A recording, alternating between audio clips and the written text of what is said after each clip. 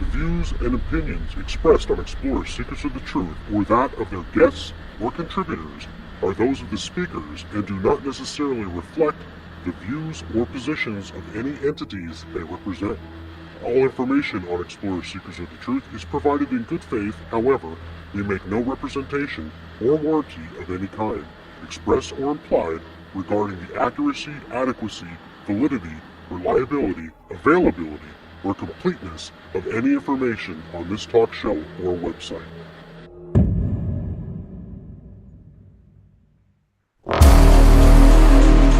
From monsters and ghosts to otherworldly beings, join the explorers as they venture into the darkest realms, seeking the truth to what goes bump in the night.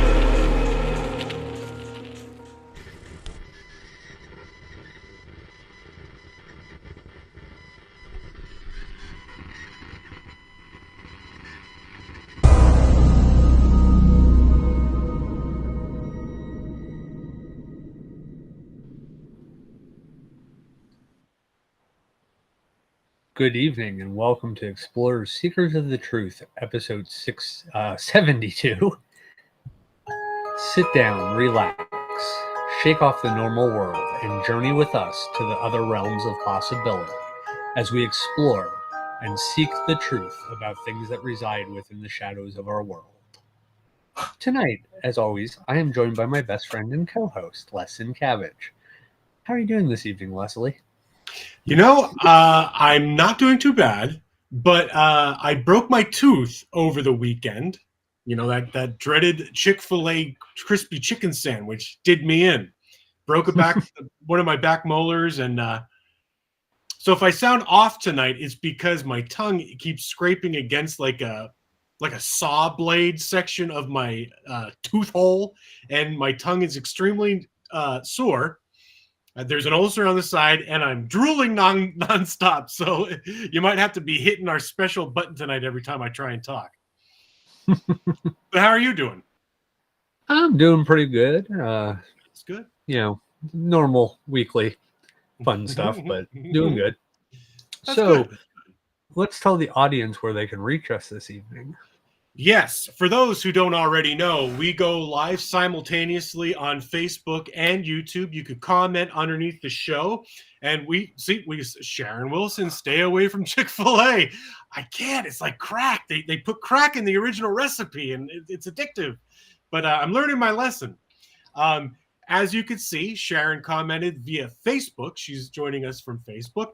And you could comment under YouTube as well, and we'll see your comments live, and we could go back and forth as we just did there. You can find us on X or Twitter, formerly Twitter, at Explorers Group, at our website, explorersgroup.com. And we are also on all your favorite podcast providers, Spotify, Apple Podcasts, Google Play, Amazon Music, so on and so on and so on. And while you're there on Facebook, follow along, give us a follow on YouTube, like and subscribe. And when you're on those podcasts, if you want to take us on the go, give us a review. Give us a 5-star review if you don't mind. It just helps boost us along and builds up the algorithm and whatnot. So we would greatly appreciate that while you're there.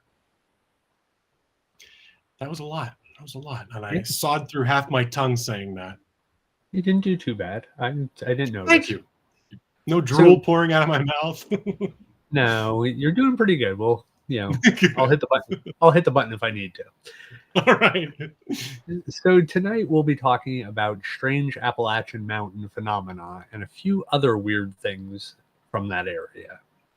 Yeah, tonight we're going to start with the legend of the Moon-Eyed People. It's a long-standing legend of Cherokee tribes from Georgia, North Carolina, Tennessee, and Virginia, where Chad is joining us from tonight. The inspiration for tonight's episode kind of stemmed from watching the Unexplained, which is hosted by William Shatner. And the story started out as follows. Murphy, North Carolina, 1841. That was my horrible Shatner impersonation. So it's the best I could do with a half-swollen tongue. The Moon People statue was unearthed by a farmer named Felix Ashley. He was plowing his field when his plow hit a solid object. Once unearthed, it was a statue or an effigy made of soapstone and talc, with two strange humans with flat faces, large heads, and large eyes with short bodies. Not knowing what it was, he placed it on a sled and took it back to his homestead. He then propped it up against the side of his well, where it sat for several years. Now it's housed at the Cherokee County Historical Museum. And after further research, it was thought to be, or deemed to be, a carving made by the Cherokee people depicting an ancient race of beings they called the Moon-Eyed People. So the effigy is referred to as the Moon-Eyed People. And after the Native American removal in 1838, a senator in Raleigh introduced a bill to make to make the area the county seat. And his name was Archibald Murphy, whom the town is named after. And at the time in 1838, they sold Murphy off in 6-acre parcels or lots. And one of the 6-acre lots was purchased and farmed by Felix Ashley, which is where he plowed up the statue or the effigy, whatever you want to call it. And so to expand a little further, we have to ask, what exactly are the Moon-Eyed People, and where did they come from? This is a big question. That's a good question. Yeah. So now, according to the myths and legends, the Cherokee Indians moved into the mountain area around about 1100 to 1200 AD. Mm-hmm. When they moved there, they said there was a race of people already there. And these people were here, according to the legend, and they were short, white, flat-faced, and blue-eyed. Now, one of the things that the Cherokees attributed to them was they were so blue-eyed that they couldn't handle being out in the sunlight. So they only came out in the evening to do their work. The Cherokee then called them the Moon-Eyed People, and eventually they were displaced by either the Cherokee or the Creek. There's, of course, at this point, there's two different legends to how they got displaced or who actually displaced them. Right. And, if you dig a little deeper, the SylviaHerald.com stated the Moon-Eyed People were a race of cave dwellers in western North Carolina, predating the English and Spanish settlers, who were small in stature, flaxen-haired, and bearded, with skin so fair and blue eyes so pale that they could not tolerate daylight. So they only went out at night, earning them the name the Moon-Eyed People. Nobody knows for certain how they came to America, but lore ties them and many of their stone structures they erected throughout the Southeast, from Alabama northward, to two different, and the fact that two different Native American tribes actually have a legend about them. So there's some, they're feeling like there's something there. There's some kind of actual existence. Well, yeah, and it lends a little bit more of the credibility too. So if you have more than one tribe that are, associating these beings, it's so it's not coming from one single source. Yeah. And now you got to think about the earliest English settlements was 1587 in the Roanoke colony, and then 1607 is when Jamestown was founded in Virginia. So basically, the ongoing question is, where did the Pale people come from? But also to note that the Spanish had settled St. Augustine in 1565. In Florida. Yes, in St. Augustine, Florida. And then Roanoke would be the settlement of the people that had gone missing, right? Yes. Yeah. Okay. In 1587, though. All right. So about 20 years prior to that is when the Spanish came in. All right. Okay. So you have that whole kind of Europeans settling along the southern coasts of the U.S. So still these stories predate them by 500 years to 600 years. Yeah. So basically, you're looking, at least 600 years prior. We're also assuming that the Cherokee timekeeping scale is translatable to what we use. Right. Well, in the early 560, 1170, or 1400, so keep that in mind, before Columbus started his voyages, there were 14 ships that left Wales, England. They were lost at sea. They never did hear from them, right? A lot of speculation is that they made it to the New World and colonized. But because in 1803, when Thomas Jefferson set the Indian policy for the United States, he referred to these in the removal as Welsh Indians. And according to some accounts, the ships belonged to the Welsh prince Madoc.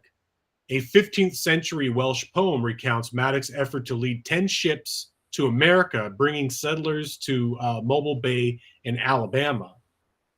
And Lewis and Clark also encountered so-called Welsh Indians at the mouth of the Mississippi River and into the Appalachian Mountains during their explorations, which again kind of lends to the credibility. So you have multiple, or two at this point, two different Native American tribes that are, recalling these creepy little moon-eyed people, as well as Lewis and Clark and some other, Europeans. Not that, not to discredit native lore, but I guess for those who feel it would be more credible from a European standpoint, I don't know what I'm saying, but you know what I mean. Mm-hmm. Just more credibility to the story. Yeah. Well, even the Mandan Indians up in the Dakotas, when they were visited in the 1800s, when asked, they no longer had any of the Welsh words in their language or the Welsh derivative words in their language. But when asked where their tribal origin is from, they say across a great water. Mm-hmm. So they're even, they no longer have the Welsh culture, but they're saying that they came from somewhere across the great water. Right. So, you could say great water could be one of the lakes or something like that, but it really would sound more of a reference to something larger. Mm-hmm. Indians would know the lakes, like they would understand like the lakes, the Mississippi, all the tributaries and stuff like that. And they had been moved from the East Coast and had migrated to the Dakotas at that point. Right. So their migration was after a certain point. So they would know the Great Lakes, the Mississippi River, they would know those territories. So to say over a great water would almost make you think it's got to be something much larger. Yeah. Well, and not only that, but if you figure, I mean, again, the dates vary quite dramatically, but 560, 1170, or 1400, way before, well, I don't want to say way if you go by the 1400, but almost 100 years before Columbus, discovered the Americas, or so they say. But if they came that early, I mean, and this goes back to hey, Cindy, this goes back to the beginnings of the native settling here, 1100 to 1200. If these Welsh people came over, the way they describe themselves, like people say they sound sort of Welsh. You figure over that almost 500-600 years span or more, their Welsh dialect is probably going to kind of coagulate with the native dialect. So they're kind of going to have that Welshiness to them, but they're also going to sound like something else, which kind of could contribute to their mystique. You know what I mean? Yeah. But and then OS, not to cut you off, buddy, but OS says, "Is this written or?" And welcome back, OS. We hadn't seen you in a while, buddy. Good to see you tuning in. Is this written or oral history? From now, you may know differently, but from what I saw during the research, it was a little bit of both. It was a lot of oral history from the natives and carvings and statues, and then from the English settlers and stuff like that, and they had the written history that were being recounted. A lot of the information we found came from the historian reports from the Cherokee County Museum. So good question. Yeah. I'm sorry, I didn't mean to cut you off there. Yeah, when it comes to the Madoc legends, most of this is actually going to come, and I'm actually going to set the stage for the actual time frame this all happens. This will come from written accounts kept in abbeys in Wales. So let me get into the Madoc legend and the Welsh natives. So while I was doing the research for this episode, I came across several variations of the legend. Like Les has mentioned earlier, it either happened in 562, 1170, or 1450. But the best presented evidence of this legend would place Madoc as a real person from the 562 time frame. Okay. And he could be the brother of the real King Arthur. That's just adding more fuel to the fire, right? Of the mystery. Yes. Okay, so set the stage. In Wales, up until about the 1960s or 70s, Welsh history was taught. King Arthur is a real king in Wales. Okay. He, in the 60s and 70s, the British government starts outlawing the Welsh language. It can no longer be taught in school. Kids were actually made to wear the Welsh plaque if they spoke Welsh in class. It was just a Welsh board. It was a board they had to wear around their neck so they would stop speaking Welsh. Okay. Oh, God. So the English co-opt the history, though, and use it as part of the Arthurian legend to their side of it. So they kind of build more of the Arthurian legend, and the Welsh taught it as actual fact. Okay. King Arthur being a Welsh king and all this. So there's about 100 references in North America dating back thousands of years at this point to Madoc. But there's one reference that cites Madoc as the son of Uther, written by the 6th century bards. Okay. And there's also two of the most famous 12th century accounts of Madoc, right? So when you look at the two 12th century accounts, one of them sticks out. Okay. And this is going to be a prime example of him sailing prior to 1170. Okay. So this is in the Chronicles of Craddock of Llancavan. He writes that basically in 500 and something. Well, he writes it in 1170. Okay. Or at least it's attributed to 1170. Madoc sails, is gone for 10 years, returns, recruits more people, and they sail back to wherever he was, and they're never heard from again. Okay. All right. So this is all attributed. Now, it's attributed to 1170. Here's the big problem. Craddock died in 1156.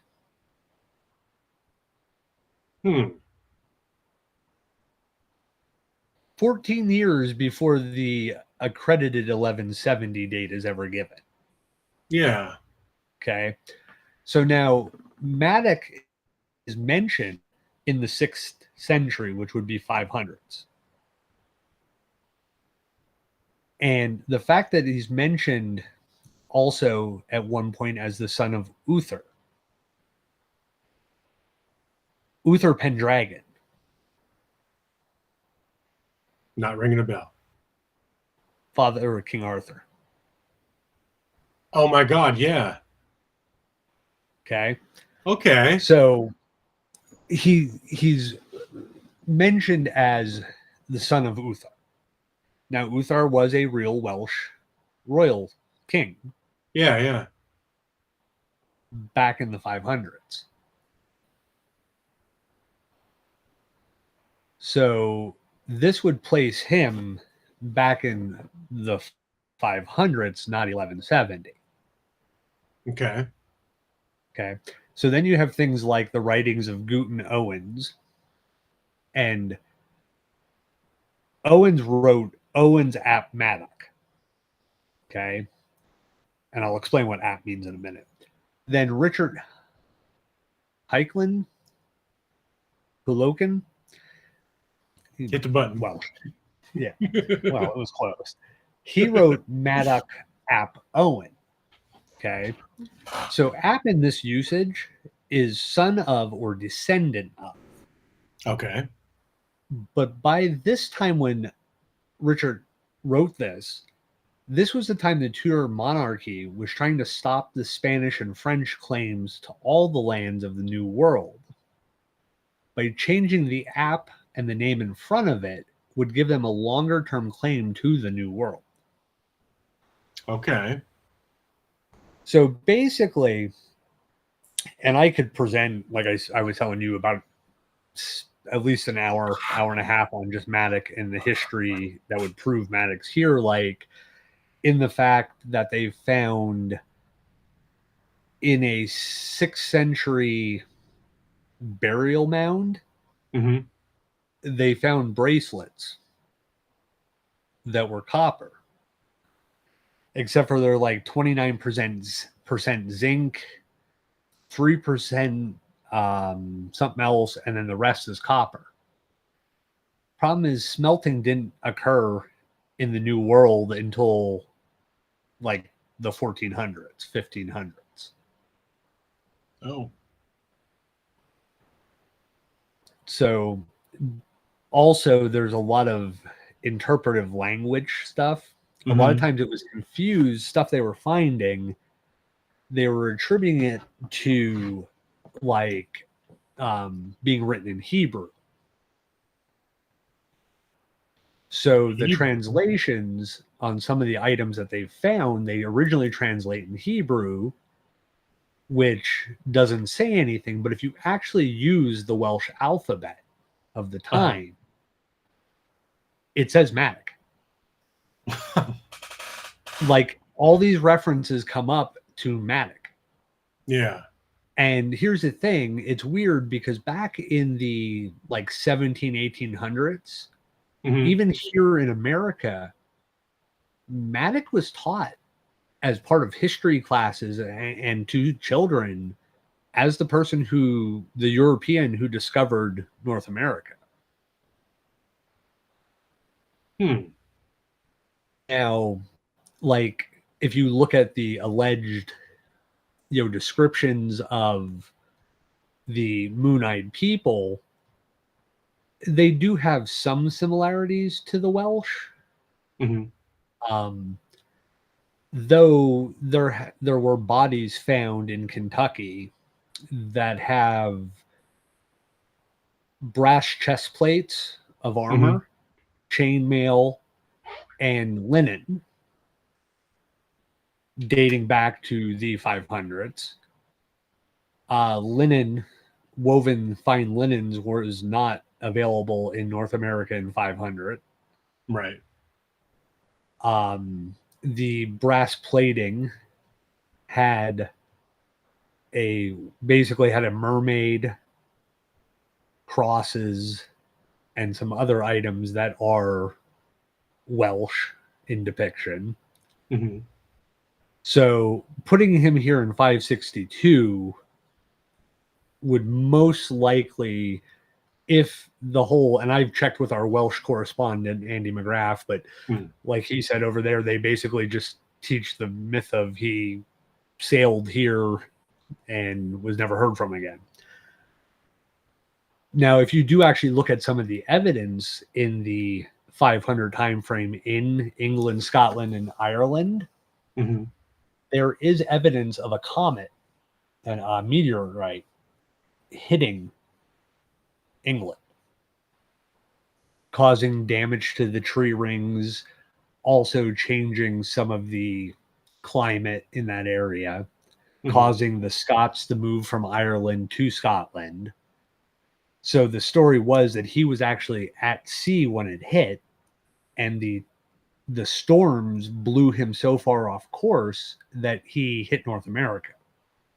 And then he sailed back 10 years later, and they said, "Where were you?" And he explained it to him that there's this land with no kingdoms, no guards, no nothing. It's, plowable earth. And there's even descriptions of animals in Wales that date back to the 500s that they don't have in Wales. They don't have in England. They don't have in Europe. There's definite descriptions of the fauna from North America. Interesting. Yeah. So that would kind of put him there. And then when he came back, he talked to his brother, who was the King Arthur, and they sailed to North America and found the land and basically moved through, North Carolina, Virginia, the lower here. Actually, I'm close to the North Carolina here where I'm at, through this area into Georgia, Kentucky, Tennessee, all the way up to Ohio in some of the accounts, because there are items found going up towards Ohio and stuff like that through Kentucky that are definitely like the Awen and stuff like that, which are not Native American signs. They're signs for the cross in medieval Wales. That's awesome. Yeah. I definitely, like I said, I could present, if anybody's interested, maybe one of these Saturdays, I'll jump on and kind of just do a presentation on the evidence that shows the Matic legend being here in 500 and the overwhelming supportive evidence that shows it being true. Yeah, absolutely. If anybody would like to hear that, please comment in the comment section. Let us know that if you want to learn more about the Matic story and stuff like that, because like Chad said, he'd be more than happy to hop on and do another show over the weekend. So let us know. And now, coming to most of the stone structures that are credited to the Moon-Eyed people were, natural stone croppings, but they're reinforced by man-made additions or constructed walls and other fortified places. An 850-foot stone wall varying from 2 to 6 foot tall is in Fort Mountain State Park in Georgia. Now, when you look at these, they're very similar to the castle fortifications of Europe from around the 500s. It's so mind-blowing that all this stuff could be, traced back. Yeah. And that's the thing. It's one of those, it's one of those Graham Hancock type things where the history that we're taught, or, the history that's presented is not necessarily the history that is true. Took place. Yeah. Interesting. So, well, you had mentioned the Moon-Eyed people statue effigy that sits in the museum there in Murphy. So, one of the theories on that, a possible explanation for it, is when you look at it, it's actually conjoined twins. Okay. And one of the theories that's presented is that it's actually a representation of the two rivers in that area where they join. Because if you look at the two figures are different sizes. And where they kind of join together is very similar to the sizes of the two rivers and where they join. Yeah. So some people think and have kind of presented the evidence that it is more or less a representation of the river system joining there, kind of a marker. And not the Moon-Eyed people? Well, that's the hard thing to say. Like, is it not knowing how old it actually is? could it have been a marker system for a group of, people saying like, hey, we know this river is the big brother and the little brother. Mm-hmm. Well, let's put something where they join or in that area so we know, hey, that's the big brother river. This is the little brother river. So we know if we go north on this river, we're going to end up at this settlement. If we go north on that river, south, we're going to end up in one of our other settlements, or with also maybe to mark, hey, we know if we go north there, that's the tribe we've been fighting with. Mm-hmm. And we want to avoid, we want to have a marker so we know not to take that branch of the river. Yeah.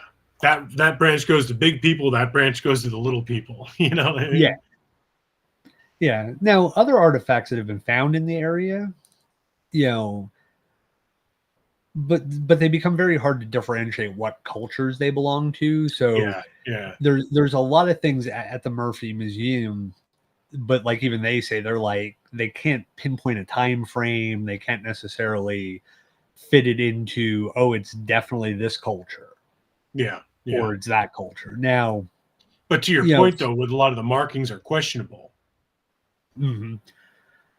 Well, that's the thing. If you're willing to accept like the markings are one group, Mm-hmm. right? Or they're possibly this language, or they're possibly just a simultaneous design idea. Then it's very easy to say, well, we can't say what culture they belong to. Mm-hmm. But if you start to follow the evidence or allow the accepted knowledge of other cultures that don't necessarily or allegedly never cross over, Mm-hmm. you start to find a lot of those symbols come from the British Isles via Troy, Mesopotamia, places like that. Because of the migrations of people, you start to see like the three-headed depictions of the three faces on a cup or something like that. Yeah. Well, that comes from like areas like Troy and Syria and places like that, where the Welsh and the Britons trace their origins too. Mm-hmm. So, and a lot of this stuff, the funny thing is a lot of the stuff that's found when you look it up is the 1800s, Mm-hmm. not early 1900s. So it's not stuff that was fake, because a lot of the stuff that ties it to those, like would tie it to Troy, weren't found yet.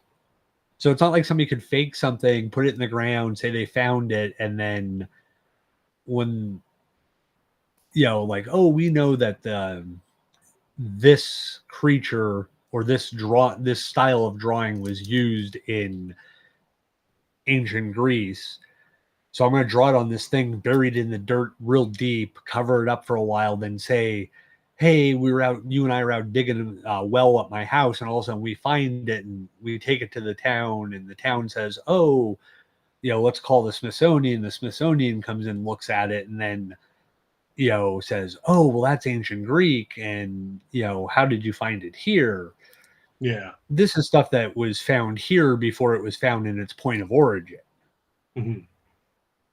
So, if you start to look at that kind of stuff, you will definitely find a strong case for Welsh natives, basically, here. Yeah.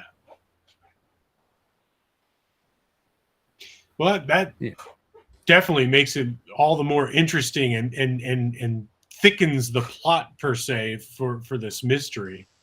Yeah. So let's circle back to the Moon-Eyed people, because I honestly don't feel that the Welsh are actually the Moon-Eyed people unless it is a very weird translation issue. Mm-hmm. But the lore from the two different tribes, basically, they're driven out of the region or driven underground for good. Right. So the Creek Indian legend on it is the Creek Indians in Georgia allegedly attacked the Moon-Eyed people on a night when the moon was full and was so bright it was nearly daylight, leaving the pale-eyed ones defenseless and driving them away. Now, there's an alternative version of that where the Cherokee drove them westward into Tennessee. Okay. So one of my problems with both of those legends, and it jumps out to me right away, if the moon was so big and so bright that they couldn't see well, right? Because it was almost daylight. Right. And you drive them out of their defensive, their structures or their, caves or however they want to say they lived. Again, too, think about cave. Cave is a natural formation, right? But the Creek and the Cherokee would not have a word for castle. True.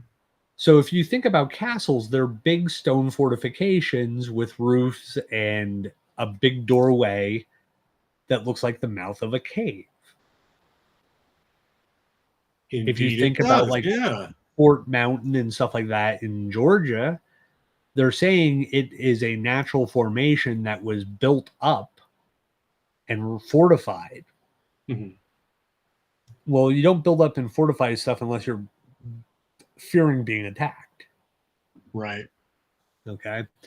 Which might be another reason why they only came out at night too, is because most of the indigenous people were diurnal and more active during the day. So rather than being out and exposed where these tribes and these other, people could see them, attack them, kill them or whatever, hold yourself up in your quote unquote cave or stone structure and only come out at night when the other people are sleeping. Mm-hmm. But to go back to the vision thing, right? Mm-hmm. Their eyes were so blue and stuff like that that they couldn't deal with sunlight. If the moon was that bright that they couldn't deal with it, where would they have went? Yeah, like if they tried to run away and they couldn't see, so they're getting attacked. Yeah. So they wouldn't have gotten anywhere. Like they would have stepped out of their fortification, been blind, and you're telling me that great warrior tribes couldn't kill them? Yeah. So that's always one of those weird. I almost think the translation of like moon-eyed people and the story is as it's been retold, becomes more of a folklore and a legend. Mm-hmm. And less of a actual like physical definition of these people. Mm-hmm. Because like Welsh people are not short. They're not short in the 500s. Right. The blue eyes, the blue, green, hazel eyes, yes, are relatively common, but I can't imagine an entire group of people only being blue-eyed. Right. Light-skinned and eyes that were sensitive to light would make you think albino, but albinos don't have blue eyes. No. The descriptions of them with... Well, albino people do have very light blue eyes. I mean, albino animals have like red eyes, but albino people have light blue eyes. Okay. So, I mean, that could definitely fit the description. And if you think about it, a lot of superstitions and whatnot, maybe it was their way of getting rid of these possibly cursed or I don't know, maybe they thought they were bad omens or something like that, and they would ship them away, and they were sending them over to the New World, and there's a whole army or village of albinos, and they would have extreme sensitivity to the sun, both with their skin and their eyes. Yeah. So it does kind of make sense. Yeah, I just don't think that necessarily fits the Welsh part of it. Mm-hmm. So now, really the big question at the end of that is, do the descendants of the moon-eyed people still walk among us today? That is the big question. You know, What do you think? Well, I would say if the Moon-Eyed People is a legend that's been whispered down the valley and has stuff added to it, and they are really referring to Maddock and Welsh on travelers that came here, Mm-hmm. then I think yes, because there's so much the Melangian groups in America Mm-hmm. have like the Syrian, Cyprus, and Middle Eastern blood mixed with like Cherokee. The genetic markers show up in Wales and then show up here in North America. Like my nephews are Melangian.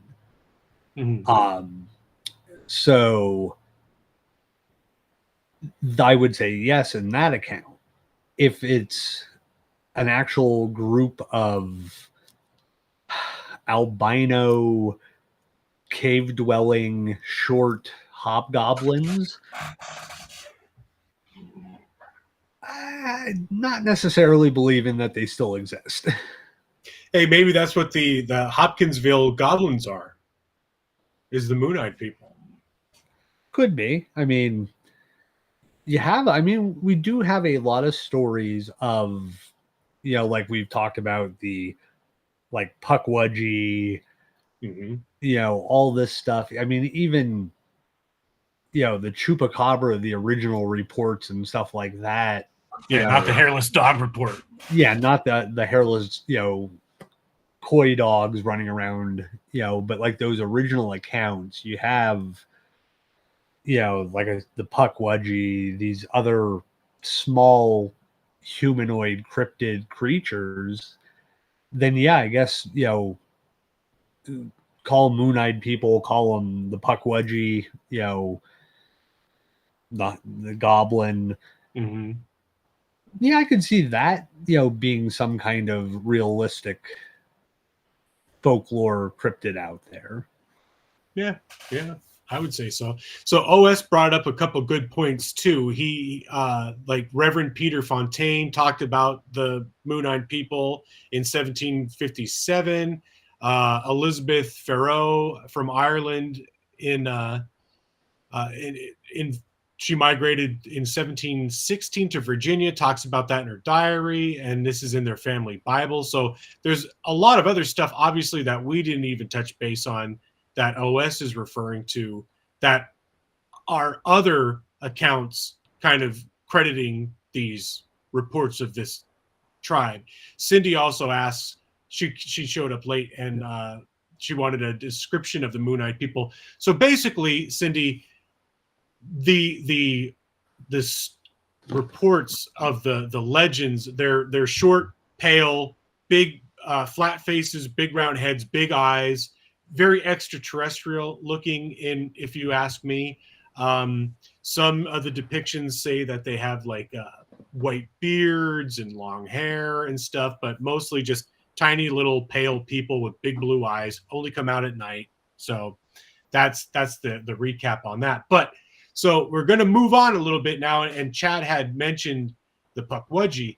We're going to move on to some other small humanoids from Appalachian lore. But before we get into that, and for those just tuning in, we want to remind you all that we go live every other Tuesday on Facebook and YouTube, as you guys are viewing from tonight. You can comment live during the show, as people are doing, and we will, respond live during the show. And while you're there, again, please follow us on Facebook, like and subscribe on YouTube to help boost the algorithms. And you can find us on all the different podcast platforms: Spotify, Apple Podcasts, Google Play, Amazon Music, etc., etc. And while you're there, give us a 5-star review. We would greatly, greatly appreciate it.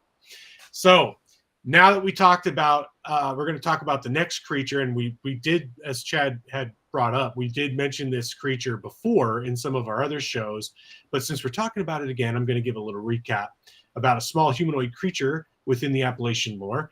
Oh God, this is pushing into my ear. But before we get into the Pukwudgie, as Chad had mentioned, we got a report from somebody that we know mutually from the past, let's say.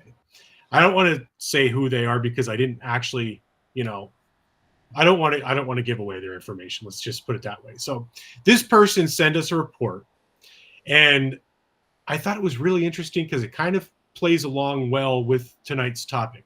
So the report goes as follows. They said, do you guys know of or ever hear anything about dwarves, fairies, gnomes, midget Bigfoot in an area that is local to where Chad and I had grown up? And they said they had an unusual encounter about 10 years ago. They mentioned it to someone else from the area. Found out that there is actually a legend of little creatures in that area. They don't know the details, and the person that they were talking to was telling them that they're not crazy, but that person has since passed away, so they weren't able to get any more information, unfortunately. And they also heard that these creatures are nasty and like to piss people off, but from their experience, it was really, really, really cool. So that story very much reminded me of the Pukwudgie. And again, we covered this in past shows, but I'll give a little bit of a breakdown. So according to nativelanguage.org, the Pukwudgie or Pukwudgies are magical little people of the forest in Algonquin folklore, similar to European gnomes or fairies, which again kind of translates to what this report was.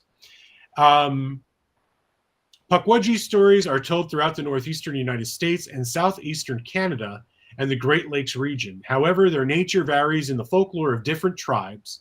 The Ojibwe and other Great Lake tribes, the Pukwudgie is considered a mischievous but basically good-natured creature who plays tricks on people but is not dangerous. In the Abenaki and other Northeast Algonquin tribes, a Pukwudgie can be dangerous, but only to people who treat him with disrespect.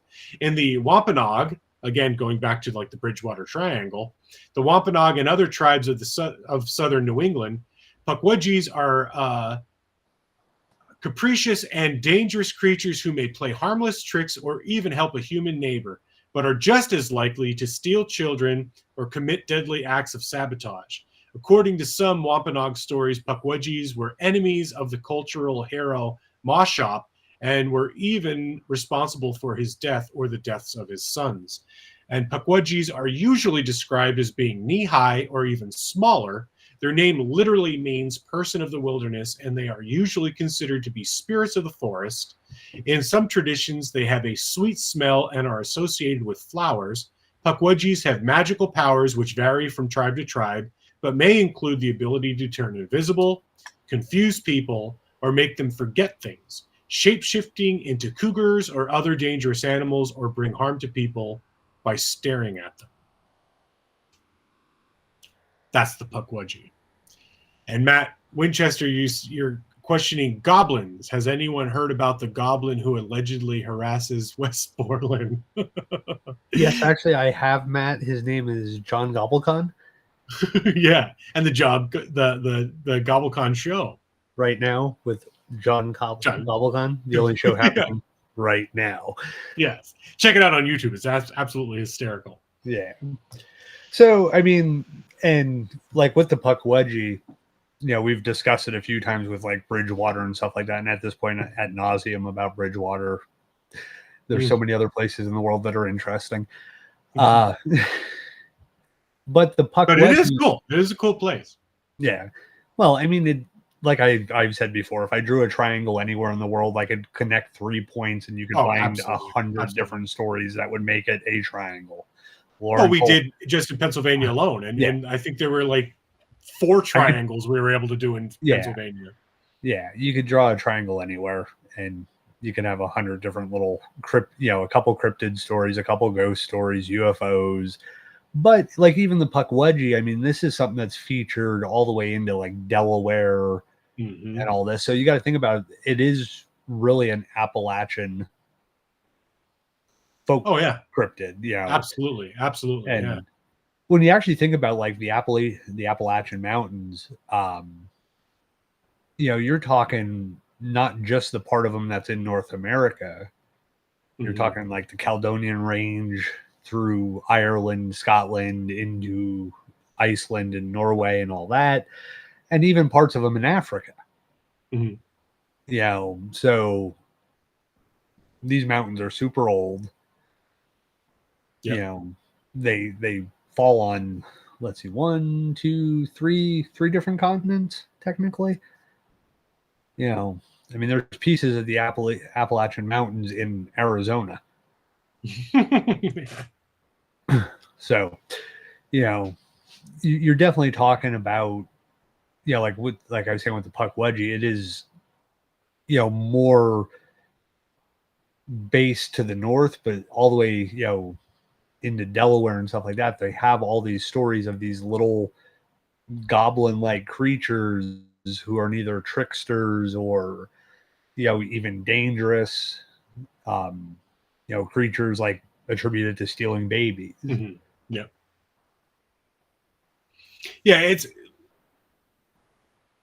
it's very common within the Appalachian folklore and stuff like that for gnomes, fairies, little people of sorts, which actually transitions into the next creature we're going to be talking about, which I'll let you get to here in a minute. But if you think about the depiction of this next creature and the Pukwudgie, they could pretty much be one and the same, just called a different name in that region. So you want to talk about that one? Yeah, and this is coming according to Cryptid Wiki. The Alba Witch is one of several local legends in the area of Columbia, Pennsylvania. Pennsylvanians speak of a creature called an Alba Witch. The Alba Witch is small, about 4 foot tall. It's a man-like creature which supposedly lives in the woods and along the banks of the Susquehanna River, about a mile or 2 north of town. Mm-hmm. The Alba Witches were reported from the wooded areas all along the river's shores. I gotta adjust my notes here. The creatures are named for a habit which they possess. The bizarre common name is short for apple snitch, mm-hmm. as they are reputed to have a taste for apples. Legends speak of how the Alba Witch would often steal apples from picnickers, occasionally even throwing them at startled people. Legends also record the creatures often sat in trees, coming down only to find food. Legend also says that the Alba Witch either became extinct or were driven nearly extinct in the later years of the 19th century. Now, Chicky Rock, where the creature supposedly lived, does have a tradition of strange sights and sounds. In the 1950s and 1970s, a man-like figure was seen several times. The local legend also speaks of the sounds like cracking of a whip heard in the woods at night. One can only wonder if these could be connected with the Alba Witch. Whether these stories are connected or not, several sightings of Bigfoot-type creatures have been recorded from this area as well. Vague reports concerning the sightings of a hairy humanoid came from Lancaster in 1973. Now, Lancaster is a scant 10 miles from Columbia. Another came from the town north of North Anvil, about 20 miles north in the same year. In addition, a number of reports have surfaced out of the neighboring York County. Also, some sources say that the Susquehannocks, like many Indian tribes, had a belief in an ape-like monster and sometimes depicted it on their war shields. The Susquehannocks were a local tribe, coincidentally major evidence of their civilization. Ruins of villages and burial grounds were found at Chicky Rock. Mm-hmm. Now, we did find a little news clip on the Alba Witch that we could play here really quick. If it doesn't play, just tell me through the mic and I'll try and I'll just act it out. Fix it. Yeah, I'm gonna start playing it here and see if I could get it to go solo. You hear it? Is it playing? I see a commercial for Halloween. A small All right, version there of a Bigfoot-like creature with a talent for stealing apples gets its name from the Pennsylvania Dutch term of apple snitch. Fox 43's Alex Cawley looks into the lore of the Albatwitch in Lancaster County.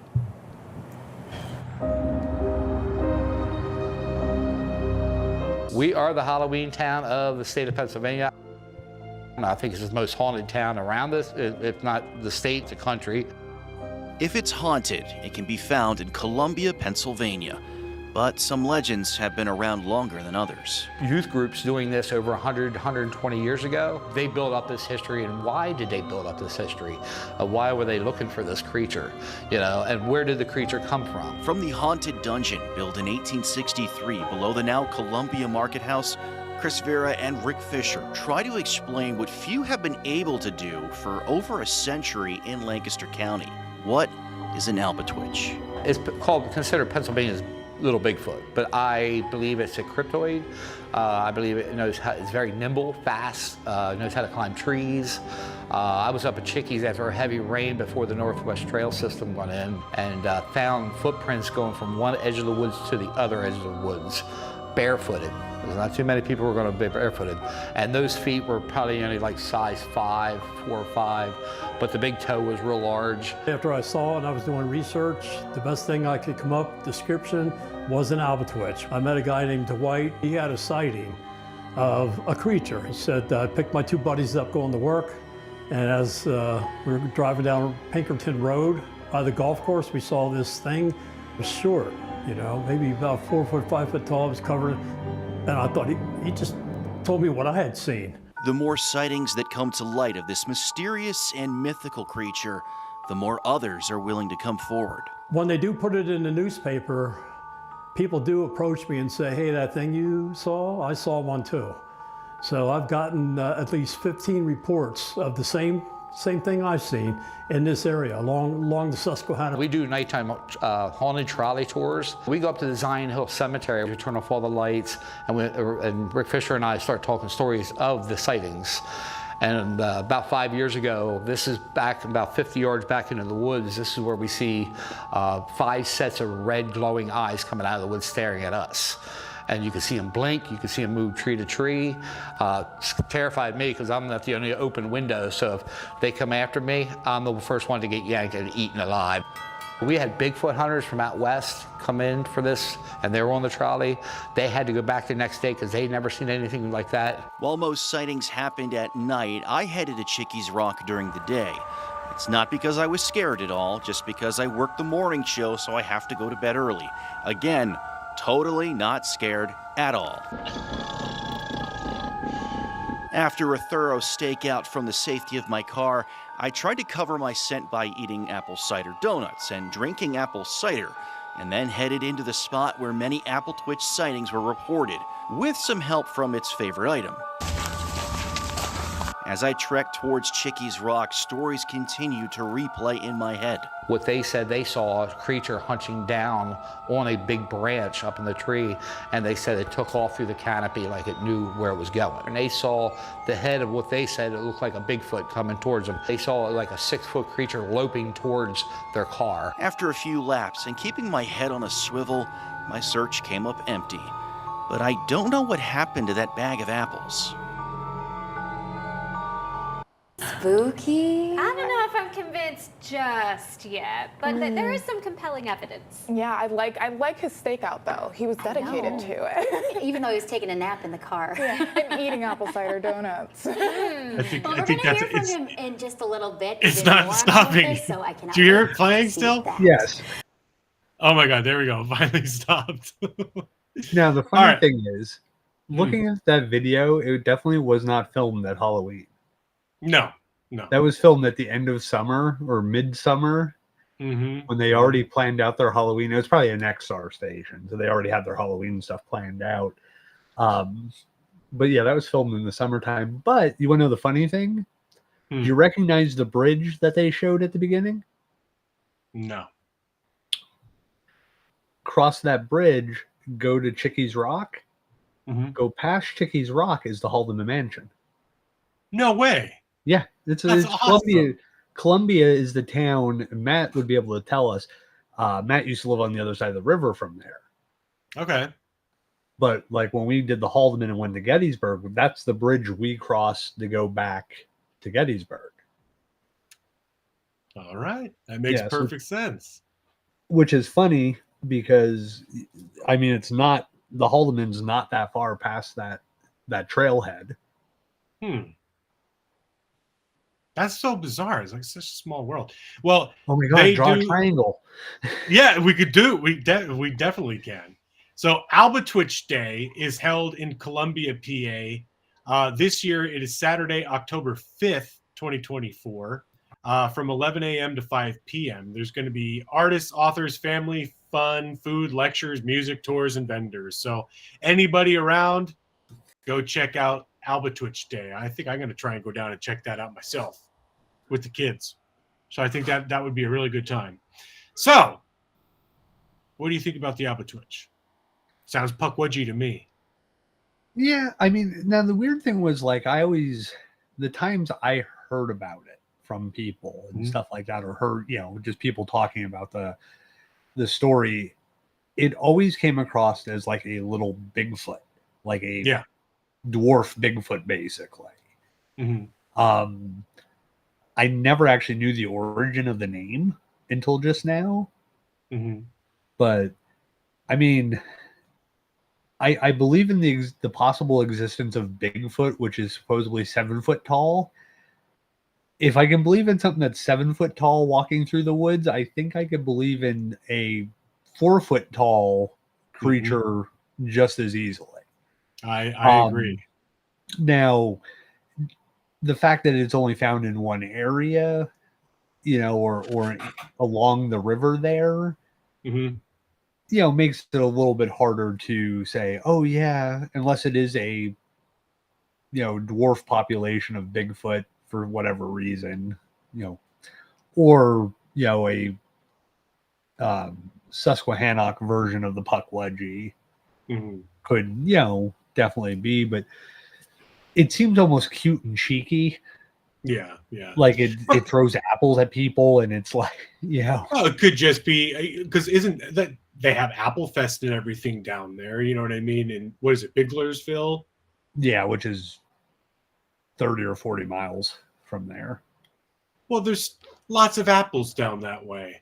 So maybe that is just its way of trying to deter people from where it is, or when they saw all those eyes in the forest, maybe there's a little den or something over there, and because there's an abundance of apples, it's an easy food source. Maybe it's their kind of like what do you call it, almost like their treat, in the fall when the apples start dropping and stuff like that. So they all gather around there, and people come close, they throw their apples at them or whatever to try and deter people away from their food source. Maybe it is just another version of the puckwudgie, or maybe they're all one and the same and they just have different traits in that area. I don't know.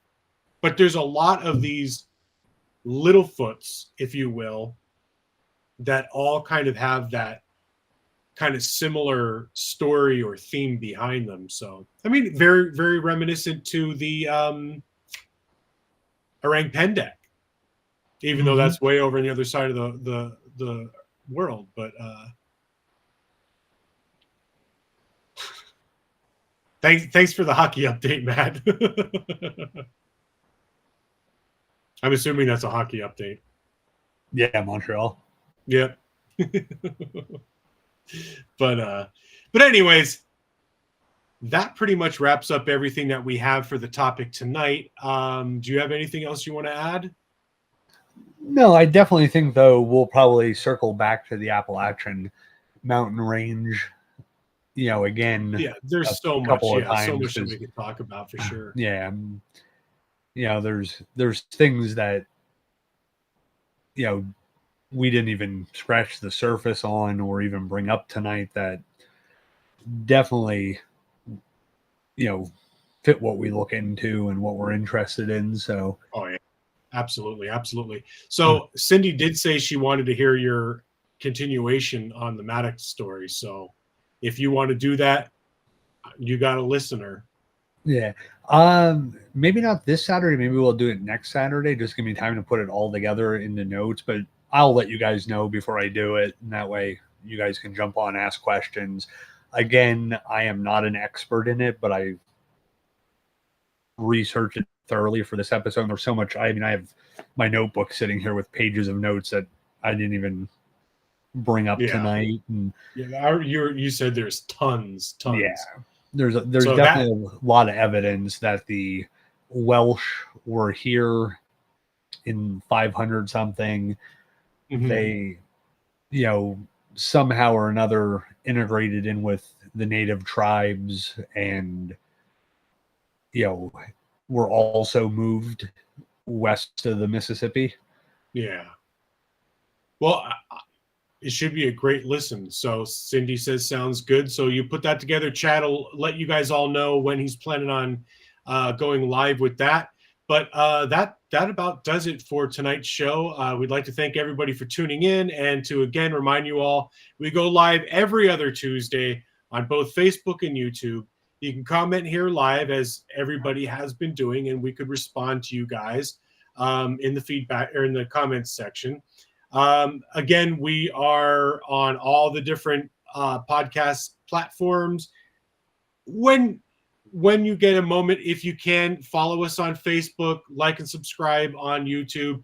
Give us a review on all those podcast platforms. It's really going to help us expand our algorithm and get our show out there. I mean, we fund this solely out of our pocket, and we hope that you guys enjoy it. We really love doing it for you guys. So all we ask is that you help us out and like, share, subscribe, do all that stuff for us, and hit the bell to get notifications of our next shows and all that fun stuff. So that said, we will be back in 2 weeks. We'll let you guys know what the topic is later on this week. If there's something that you guys would like to hear us talk about, I mean, Chad had mentioned, there's so much in the Appalachian or Appalachian mountain range and folklore and history that we could spend days on. So if there's something that you guys want to hear in particular, hit us up on Facebook or on YouTube. Let us know, and we'll look into it. But otherwise, we'll let you guys know what we find if we don't hear from you, and we'll be back in 2 weeks. So, Chad, thank you always for joining me and helping out with the show. And thank you, and thank you, everyone. Yep. Thank you guys for tuning in, and again, thank you, Les, for all the fine work you do. Yes. Reading your notes. Well, you do all the artwork. I mean, you make pretty pictures. Yes. Thank you. And you didn't drool, so I'm happy about that. I did spit a couple times. I don't know. Hopefully it wasn't caught on camera. But all right. Thank you again, everybody, for tuning in. Chad, thanks again. We will see you guys in 2 weeks. Good night, everybody.